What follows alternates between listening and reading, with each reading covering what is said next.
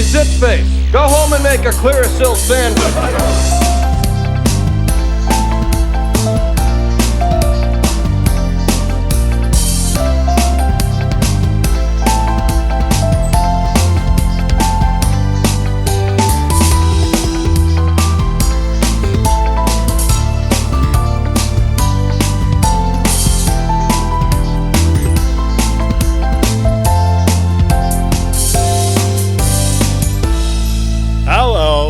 Welcome to Alf-splaining, already described by podcasts about Alf magazine as one of them. One of them that there is. It's my proudest achievement, that. And who are you? I am John Matthews, but more importantly, who are you? Well, I appear to be Ben Baker. So says the tag in my prison reform outfit, which I'm wearing.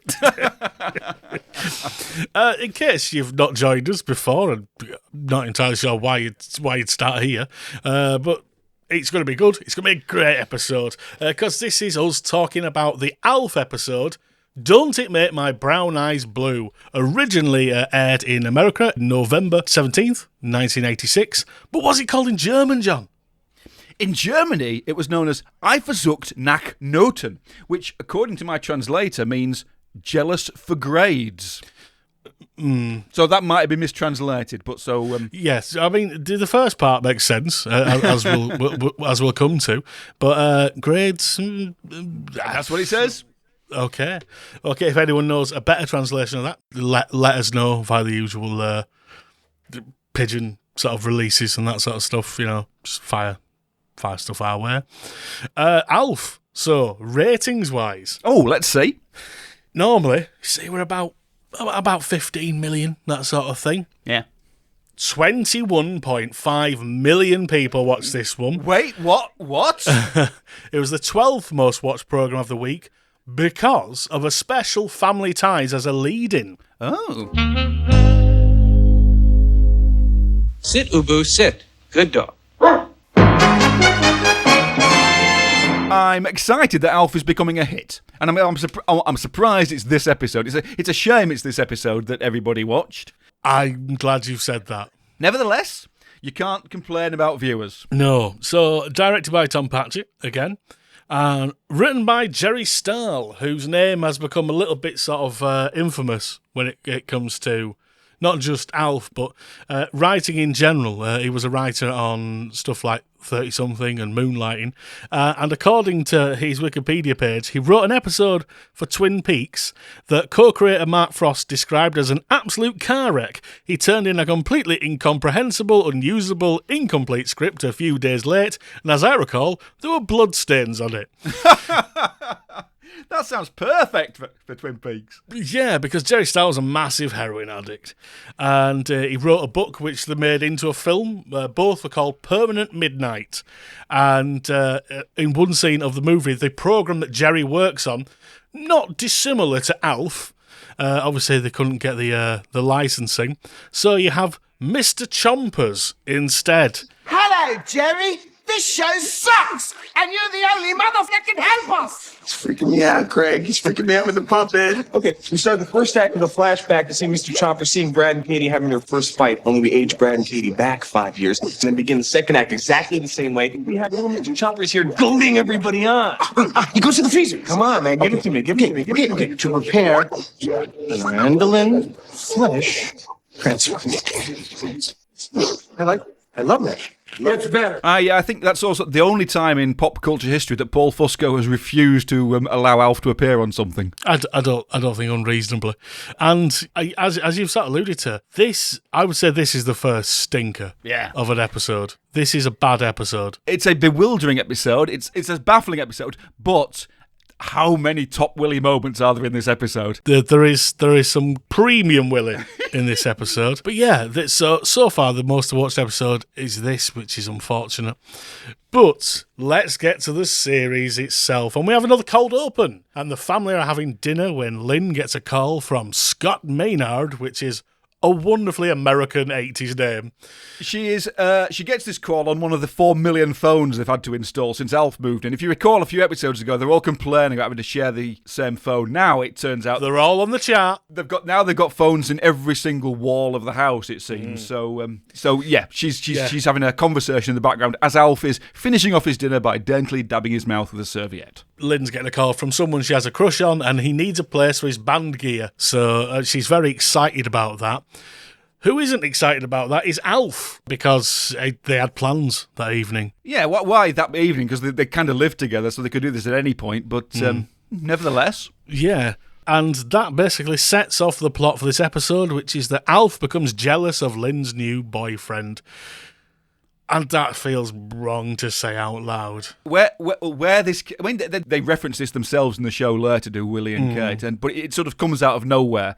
It's, I mean, obviously, each Alf episode is a separate entity. There's no story arc really between them. So, like Alf developing a crush on Lynn over a series of episodes would just not have happened anyway. No. But it does seem to sort of land on the kitchen table, this plot, with a resounding thud. I mean, it also comes after an episode where we found out that Alf is in his 200s. So Alf is in his 200, and has a romantic interest in space as well. At the previous episode, he's trying to get off with the blind woman. So this series of episodes is very much setting up Alf the Lothario. It is. And what's weird is that in that blind woman episode, Lynn was there knocking on the door saying, "Oh, don't worry, it's the 16-year-old I live with." But it's not like that. That's the joke. It's not like that until like 3 episodes later where apparently, it is. Apparently It is. So scene 1 is Alf doing peeping in that sitcom sort of way. So the love interest comes round with a sweater to equal that blind woman. Magnificent knitwear. I have some things to say about this sweater. Please do. Should we firstly, it's like the jumper is trying to use up all the Commodore Amiga special effects before the trial subscription runs out. It's the sort of jumper you can only view through a pinhole and a piece of cardboard. It looks like all the rejected ITV franchise logos stitched together. It looks like the carpet from an abandoned Weatherspoons. And I was surprised at this point that the Monarchs weren't banging on the window telling him to turn it down. It is a staggering jumper. And I mean, did I give it Mel Mac's very perfection as the character of the episode? This jumper, I don't think I did. But it's the sort of jumper that should have its own credit at the end. It is it's a we could talk about this jumper for hours, but we need to get on. I'd say it did more acting than the person who played this person, Kurt McKinney, who I've looked and apparently he's just been in a load of soaps, but also the film No Retreat, No Surrender with Jean-Claude Van Damme. I've seen that. Oh, Video Shop Classic, pal. Jason Stillwell wanted to be a champion, but he's having a tough time at school. Look, no excuses here, mister. Let's see what you're made of. Fight! And a tougher time at life. Stay out of the way, punk. She's mine. But Jason has a dream. Someday I'm gonna be just like him. He needs a little help and a lot of guidance. Now your training begins. Again, I think the best thing that Scott has to do is that he basically announces what the new name of his band, previously the G-Men, were called, and that's The Doors. The Doors. It's a strange joke because you could pick any band that they stole the name from, and there must have been a cooler, more up-to-date reference than The Doors, but I don't know. That's what Lynn says. Oh, everyone will have forgotten about the original Doors, which of course is a hilarious joke because nobody has. And indeed, in 4 years, the Doors will be bigger than ever and quite MTV adjacent with the film and everything coming out. So, he's clearly quite dim, and because he doesn't notice Alf, as we say, is peeping.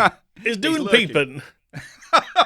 In that way where people like see someone behind them and they go, "No, get out of here," and the person in the room goes, "Oh, okay, I'm sorry, I am." It's that kind of absolute nonsense. Yeah, it's standard fare. You know what's going on. Yeah. So we cut to inside the house now, and Alf is obviously He's wallpapering the windows.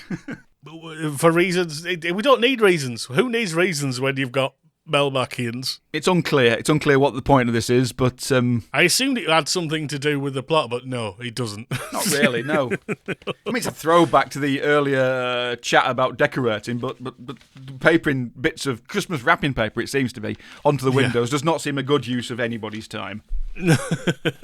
Especially Brian's, because it means Brian has to be in the scene. Oh, yeah. So Kate comes, obviously appalled by such antics, but then Alf starts laying it on thick, saying, "You're a beautiful woman," and no, I really do mean that.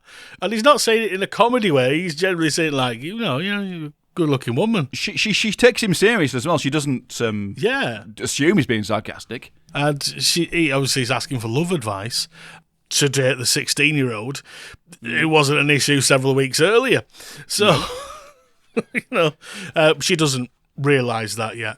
There's an interesting moment. I don't know if you're allowed a Top Willy moment off screen. Well, mine is off screen. It is this. Because Alf asks, what did Willy do to sweep you off your feet? Mm-hmm. And what did Willy do to sweep her off her feet? He filled Kate's car with 500 tins of cream of mushroom soup. Because of course he did. So you're saying I should do something pathetic? It wasn't pathetic. It was romantic. What would you suggest other than soup? Now, there's a lot wrong with it. I looked into this. 500 cans, that's like 30 grams average minimum. That's 150 kilos of soup. Now, that's not insanely heavy. A car could easily carry 150 kilograms of soup. It's like 2 extra passengers in it, really. But that's not counting the carrying, the loading, how he got it into the car in the first place, and the fact it would cost in today's money about $400 to get 500 cans of soup. That was my next question. What would be the cost of those? If you're doing that, she likes cream and mushroom soup. I'll get her some cream and mushroom soup. I'll get her 50 cans. That'll be, or maybe 100. You'd stop at 100, even if you got that far. You wouldn't do 500. It's like, where do you sort of draw the line on funny? Rule of funny, actually visually. Like 500 is funny to say. But you imagine that. But we didn't need to see it. It was an unseen Top Willy moment. Now we've clarified we are allowed off-screen Top Willies. Oh, I also wrote that down as mine. So, my Top Willy comes later in the show, but I put that as a potential. I wasn't sure if it was allowed. I mean, I've got a secondary one, but I'd say it'd be spoilers to jump in with that just now. We don't want to go too far, especially when Alf's about to do a poem which begins, "There was a young man from Venus," which I think is quite edgy for an 8 p.m. family sitcom, in the mid '80s, but. We've got some quite clever lines have been thrown away now. Some intellectual stuff has been thrown away, and now a bit of smutty stuff has been sort of thrown away now. And I think it's this underlying foundations of Alf that makes me think it's a lot cleverer than it pretends it is. And we've got some more of Alf's skills put on show in the next scene, where he's trying to fix the keyboard that the young man has brought in from his band. Then this is a lovely, great moment when Willy walks in and goes,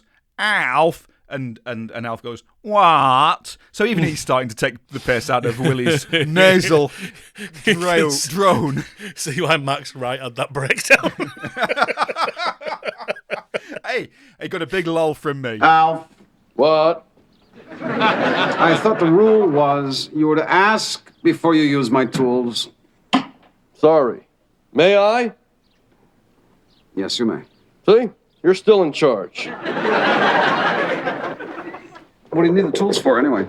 I'm trying to fix Scott's piano. He must have broken it when he dragged it in here. Alf, you have to turn it on. Oh. Didn't you learn about electronic music on Melmac? Ancient history wasn't my best subject. Alf doesn't know what a synthesizer is.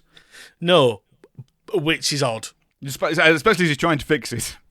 Yeah, especially because in a few scenes we're going to see him playing it perfectly. Virtuoso style. But he's obviously, he's at the keys, and I think possibly Alf's big, clumsy gloves for hands possibly stop him at this point from revealing his musical skills. So Willie does jump in with a bit of his own. Which he wants to do in the key of E flat because it's more euphonious.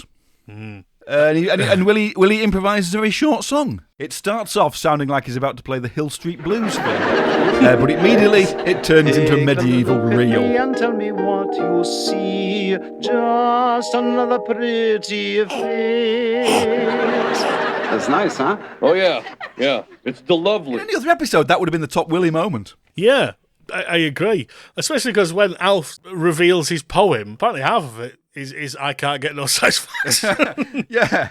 Again, a good gag from Willie. Shouldn't that be I can't get any satisfaction? Well, Willie should know what that is. Willie is of the culture will know what the song is at least. He's not saying it in a sarcastic, jokey manner. He genuinely has never heard. Yeah. I can't get no satisfaction. And Alf's never seen a keyboard, so even though we've established he played the piano beautifully several episodes previous. So, but you'd have to plug that in, I suppose. So there are complaints from Mrs. O'Monarch, who again we've not seen. We saw loads at the start, her and her husband, and then we haven't seen them for 5 episodes in a row. If you recall from the last episode when Alf was about to leave the series, he signed off with "Good night, Mrs. O'Monarch, wherever you are," like she possibly died or something. Or run away. Well, that's apparently a reference. Is it? It's Jimmy Durante's catchphrase, I believe. Oh, is it? Something like that. Hold on. That's an impenetrable pop culture reference. I'm glad somebody penetrated it. No, stop. No, stop. Hey, no, Mrs. Mrs. Stop. Oh, hey. No, in fact, I'll return you. When Alfie said his goodbye, so everyone says, "Good night, Miss Ockman," wherever you are. This was a reference to the line Jimmy Durante used to say at the end of his radio programme, "Good night, Mrs. Calabash," wherever you are. So presumably that was a pop culture reference which people got in 1986. Yeah. I did not care to. Well, I was wondering what my pop culture reference was for this episode. I've passed mine. I'll leave it till the end. Yeah, we'll wait. We'll reassess at the end of the episode, yeah. So, yes, the Alkmaneks are complaining about... Well, Mrs. Alkmanek is complaining about the music from Alf in the garage. But let's be more clear here. This is entirely about Willie trying to get his end away. And Kate's like, "Are you sure Alf's not going to come in?" And he's like, "Don't worry, baby. Don't worry about it." Yeah, it's exciting seeing touch it. Seeing Willie all revved up, amorous, hepped up on whatever it was. But before this, Kate has revealed to Willie that she thinks Alf has a crush on her.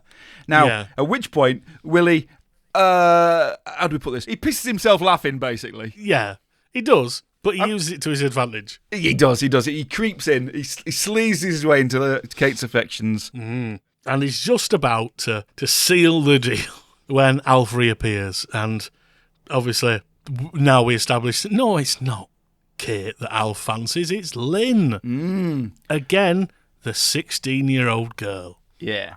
And honestly, they're not that bothered.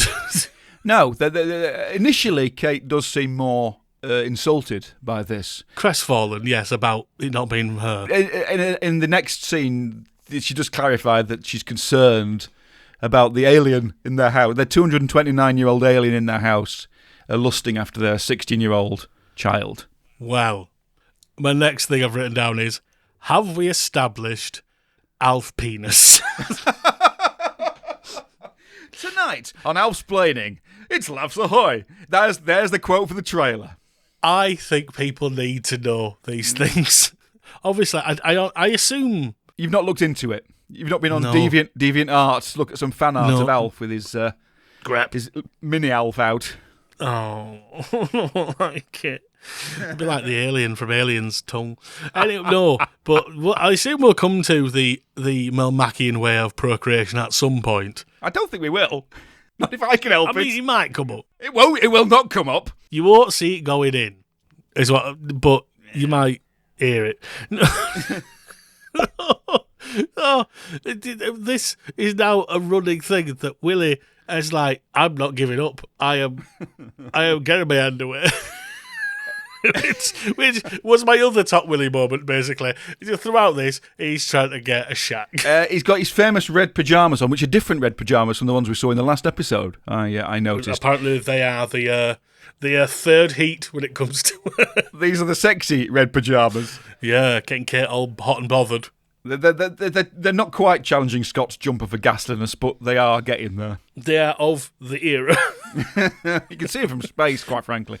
So this is an odd scene. So Willie's clearly trying to get his tops upstairs, and then we cut to outside the door where Lynn's just been brought back from a date with Scott. They had a lovely time. Clearly, they're laughing a lot about whatever something. I don't quite know what they're laughing about, but it seems they're happy. You know, former boyfriend Lash is completely forgotten now. Yep, absolutely not even mentioned. So, yeah, seems a nice young man, but so why is Willie shouting insults at him through the door? It's not Willie, of course.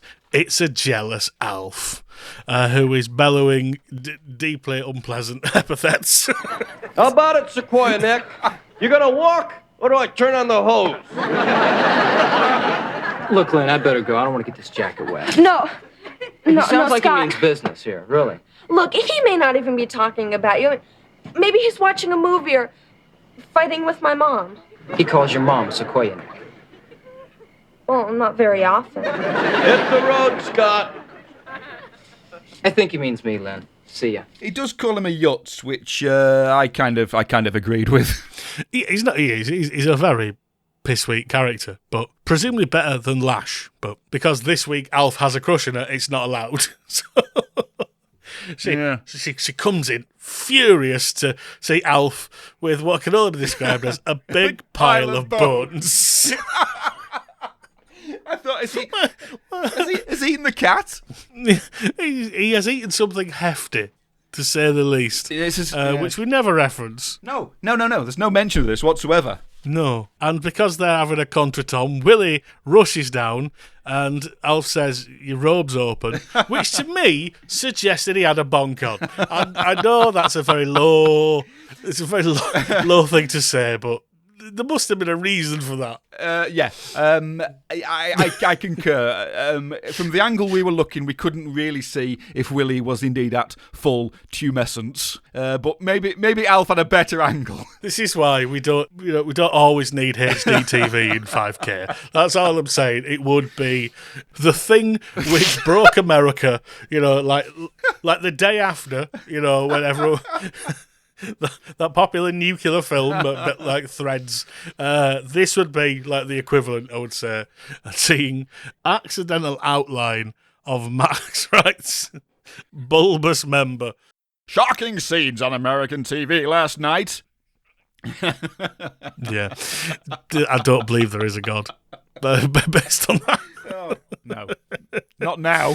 So it all comes out in the open, obviously. Even for Alf, this is a piss-weak plot. This is very lazy, which I assume, if you're on heroin, is probably a thing. Yeah, the plot is dragging itself ever closer to the point of this episode, which is coming up any second. Yes. The limp plot is almost like they've put something together just to do this next bit. Yeah, so obviously all that noise Alf was making in the garage was making an 80s music video.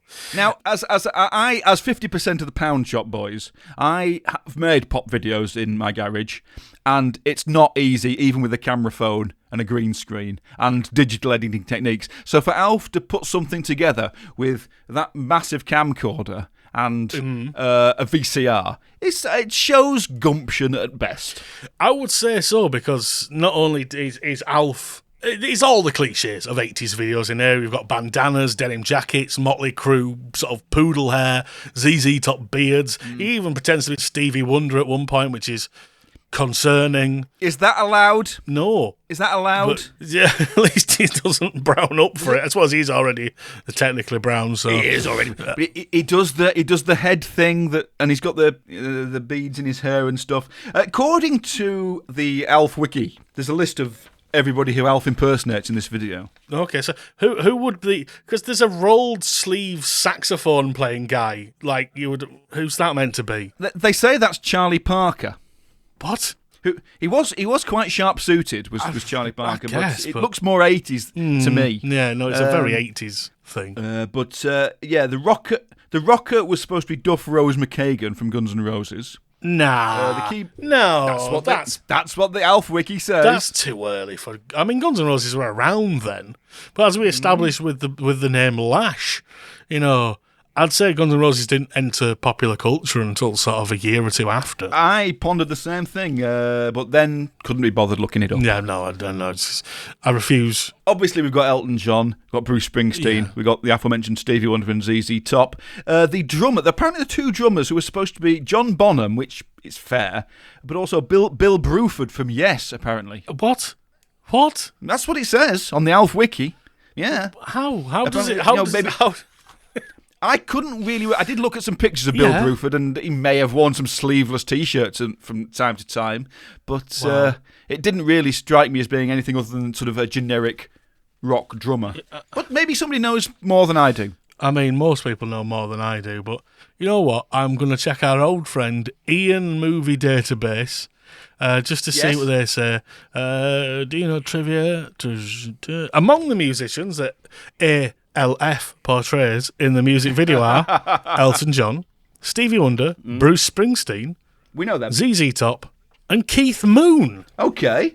Oh, that's fat. No one was vomiting on their, choking on their own vomit or crashing a Rolls Royce into a swimming pool. So I'm not entirely sure where anyone's getting any of this from. There's still time. In case there are any dullards out there, and I assume some of our listeners are dullards, the synthesizers Alf was playing were the Oberheim OB-XA and the Yamaha DX9. The Oberheim being a big synth that sold for around $5,000. So I'm hoping that Willie has some good security on his garage, what with all the synthesizers and oscilloscopes that he seems to have amassed in there. He don't end in scopes, so he's not interested. He only puts the security on the scopes. Yeah. So Alf does this song, which I'm assuming is called "You're the One Who's Out of This World." It is indeed. It's the build up to this, and it's rubbish. It's not a good song. Terrible.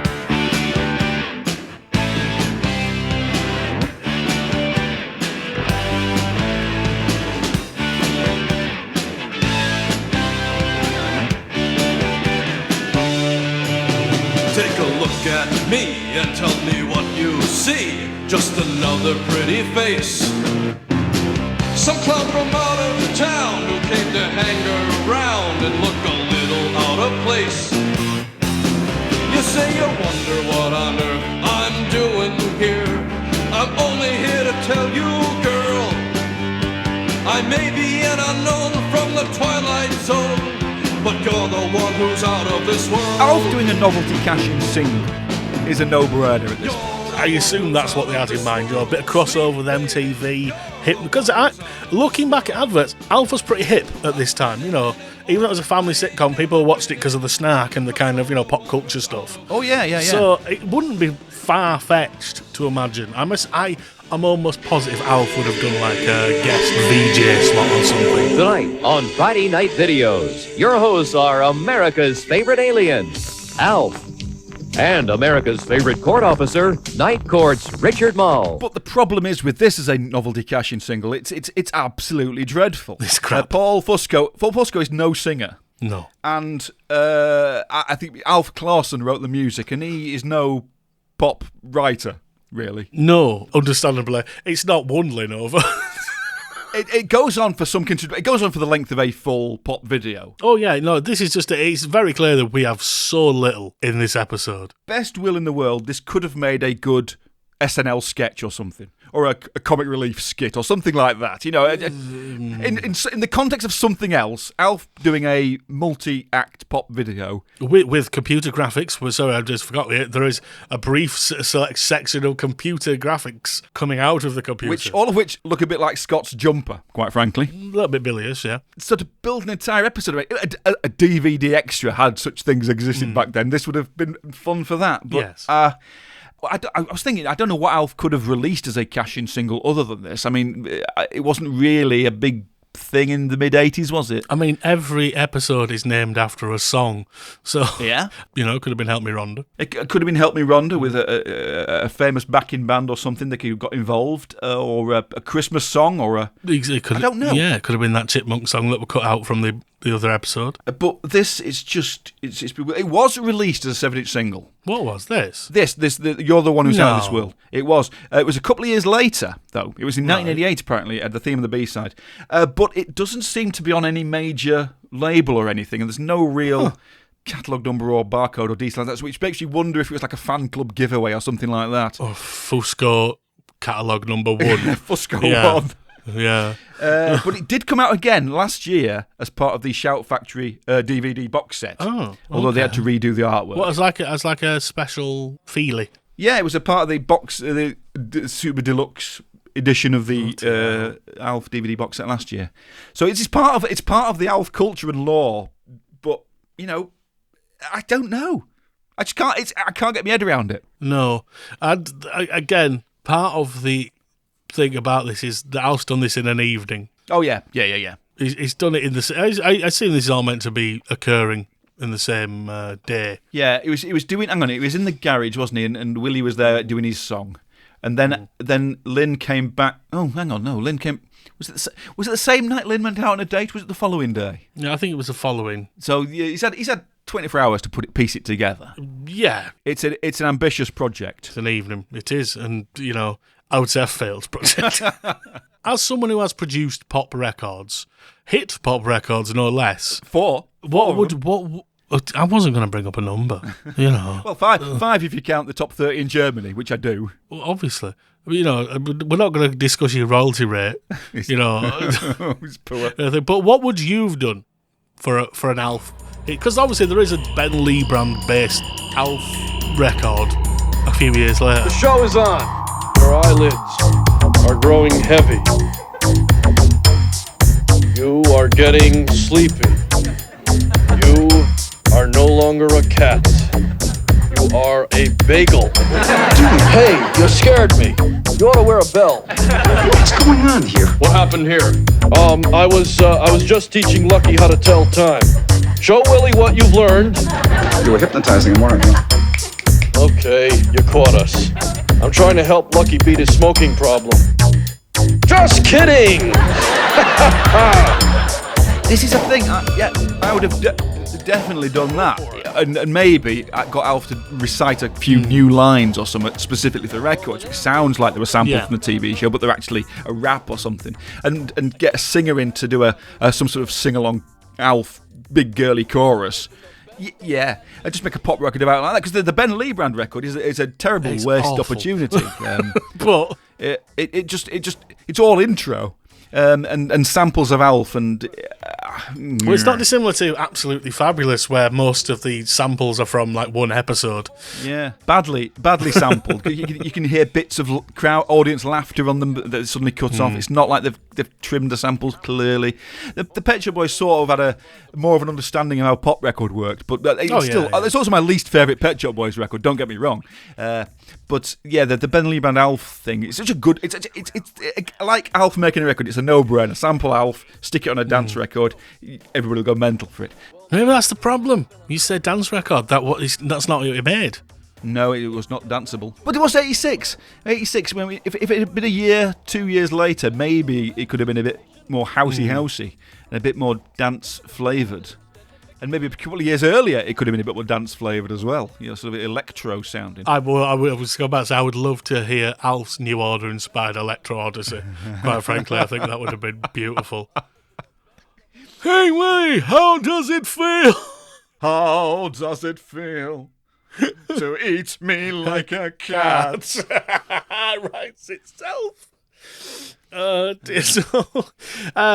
Lynn's not into it, and she lets him down gently. And it's sweet, but I just think the whole thing remains icky. And she gives him a little peck on the cheek just to say, you're out of the world to me, you know. And as obviously the peck on the cheek happens, Kate comes down and goes, a face. She does a face. She does a face. Yeah. She sees them snogging on the couch. Well, or she thinks is them snogging on the couch. That's not referenced again. Left. So we have a nice sort of scene. Well, this is my Top Willie moment. And I think we should all be upstanding for what I think is the greatest Top Willie moment, possibly of the series. Yes, Which, we cut back to the garage. Alf is at the camera again. Obviously, some pop video shenanigans are going on. And we see Willie in a silver blouse and the Elton John glasses playing, apparently himself, and apparently live, Saturday Night's All Right for Fighting.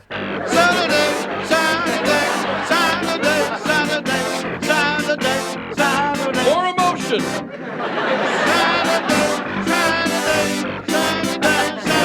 Cut. Now that's where the smoke pot's gonna go off, okay? Gee, I don't know, Alf. This is just supposed to be a little something for Kate. Don't think little. There are no small videos. Just small directors. Sanity. Without having to credit Elton John or pay him any royalties. Indeed. And not only was that a secondary Top Willie moment, I think for the first time, Willie is the MVP of this episode. Oh, yes. Simply for all the times he tries to get little Willie wet, quite frankly, and just he's great in all of this, and this Elton John ending is just a lovely cap. In that case, I agree with you that Willie is the MVP because of all that, unless I'm allowed... a sentient jumper. The sentient jumper. I mean, yeah. Right, in that case, the jumper is my MVP of the episode. It outacted the person wearing it, so... I mean, he was the only extraneous character, wasn't he, Scott? There was nobody else in this one, so it's slim pickings for extra characters. But so the jumper gets it. The jumper wins me round. That's fair. This jumper, sadly, cannot be an impenetrable pop culture reference of the week because it's referencing awful jumpers. Yeah. So I've got two possibles here. Go on then. At one point, when obviously Alf brings up the matters of love, Kate says, "Are you still writing letters to Connie Chung?" Ah, yes. I wrote that down. I've got it written here. It says pop culture reference ? But she was a huge star in the US. Yes, I mean she was at the time on NBC News at sunrise, and she'd leave NBC a few years later and become an absolutely massive star. Even more. For us in the UK, it's an impenetrable pop culture reference, but she's one of those names, as is tradition in these sort of shows, that there are references in sitcoms that we are aware of these people, rather than knowing them in the reality. And likewise, Alf references hee-haw, which is something we know through references. That is my pop culture reference. Right. I'll call you if I ever audition for hee-haw. Yeah. An impenetrable pop culture reference if ever there was one. Yeah. So basically, hee-haw is that episode of The Simpsons where Homer's managing Lurleen Lumpkin. Yes. He takes her on a sketch show, which is very low-class country music and sort of rural humour. It's that. Yeah. You mean old Charlie Monk has built a moonshine still in the back of his car? Yep. He's just driving himself to drink. Apparently it ran from 1969 to 1993. You are kidding me. No, it was in syndication. It's like the sort of thing that would have been on for like 2 seasons in 1973 or something like that. Well, it was on actual CBS, I think, for like 3 seasons. Then they gave it up and it went into syndication, and it just was in the culture forever. And it's also like, hey, Jethro, I heard you bought a new horse today. No, Jethro, I bought a new house today. Oh, which is a house. Oh man, I'm gonna have to check this out. Yeah, I'm not doing a hee-haw episode by episode. So there you go, another episode of Alf Splaining all taken care of, and hopefully next week's episode won't be quite as upsetting as that one. Bewildering. Don't forget, you can find us on all the social medias at Alf Splaining, and until next time, I've been Ben Baker. And I'm still John Matthews. Join us. Have they all gone?